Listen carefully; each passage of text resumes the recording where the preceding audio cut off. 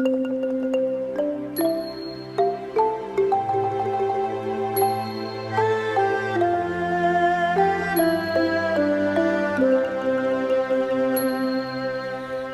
งบิ่งแม่น้ำของไหลผ่านไป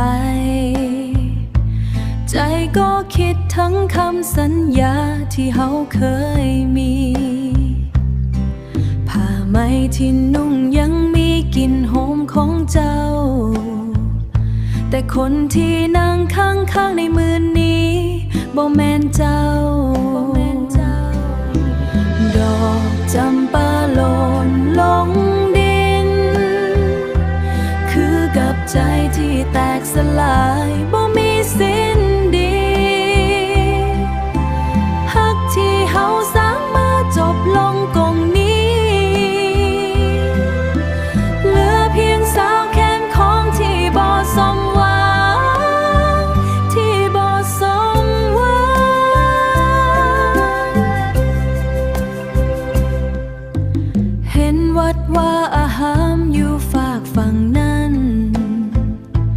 คือความฝันที่เคยอยากสร้างครอบครัวแต่บัดนี้ทุกอย่างเป็นเพียงอากาศปล่อยให้ใจลอยไปตามสายน้ำตามสายน้ำความหาเป็นเพียงภาพลวงตาสิ้นหวังอยู่กลางแสงแดดบ่มีมือใดจะลืมได้เลย